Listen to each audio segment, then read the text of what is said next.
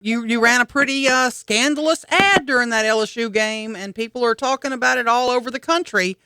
Tell us why you went there. Well, first of all, for week after week after week after week, David Vitter has spent millions of dollars making up stuff about me, lying, distorting my record, things totally false.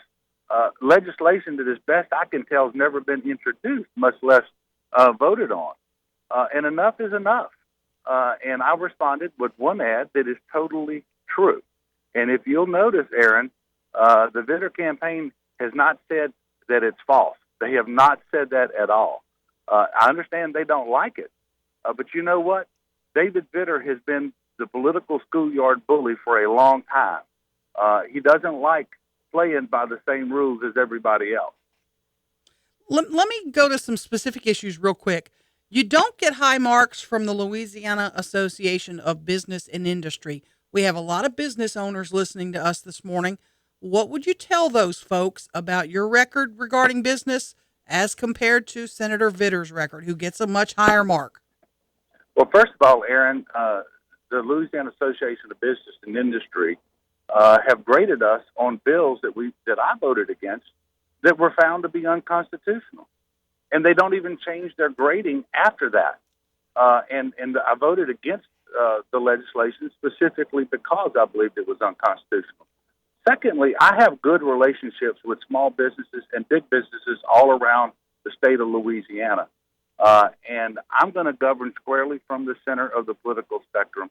I'm going to be a pro-business governor, and the business people that I'm talking to, the chambers of commerce around the state, groups like Committee of 100, I've got a very good working relationship with them, and I'm going to be a governor for all of the people of Louisiana.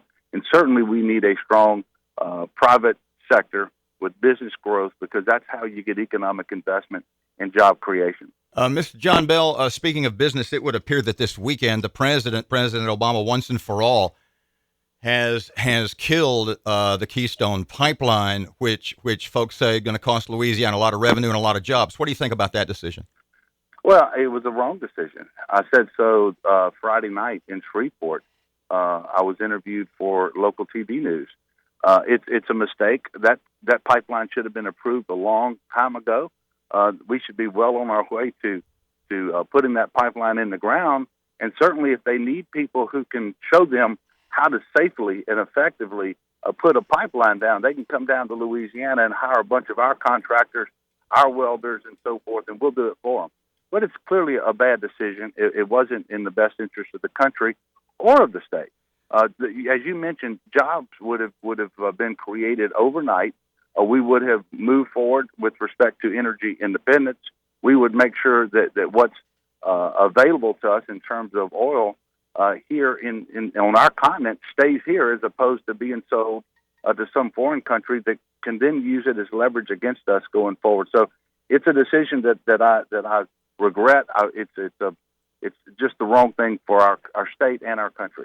During the campaign, you have trumpeted your stance, your anti-abortion, your right to life stance. Yes. And yet, you're a member of a political party, and you've supported a president that not only is adamantly pro-abortion, but continues to defend Planned Parenthood. How do you square that?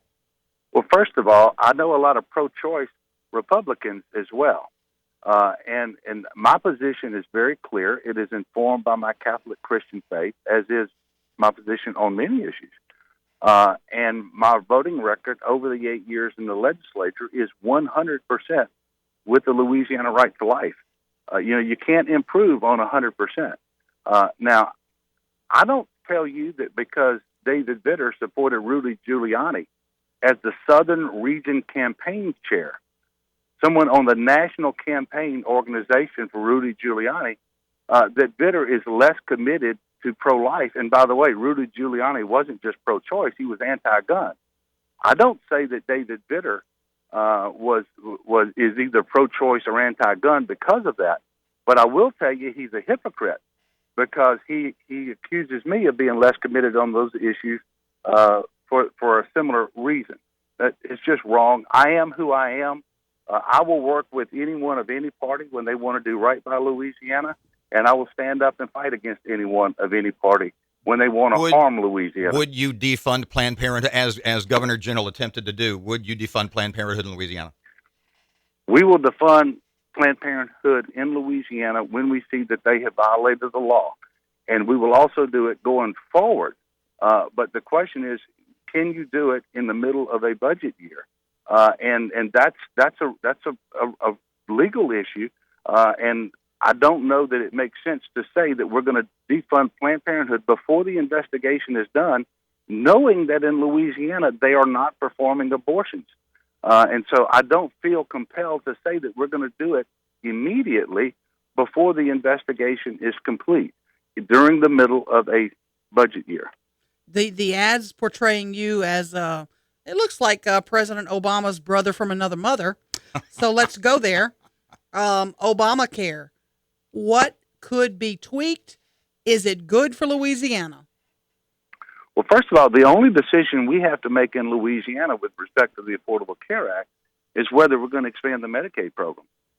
My answer to that is yes, because we're paying $1.6 billion a year in taxes that are going to Washington, that they're then sending out to 30 states that have expanded the Medicaid program so that their working poor get health care coverage and their doctors, hospitals, and clinics get reimbursements for providing the care. That doesn't make sense to me that we would do that and not bring those dollars home. There is nothing more conservative than making sure your tax dollars are working for you. So, yes, we are going to do that.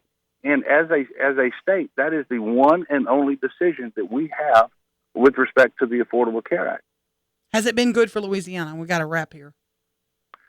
Well, it hasn't been as good for Louisiana as it should be. And clearly the bill needs to be, the Affordable Care Act needs to be fixed. I would suggest that if Senator Vitter wants to do us a favor, while he's in Washington, he ought to take a vote to fix it as opposed to the 58th vote to try to repeal it.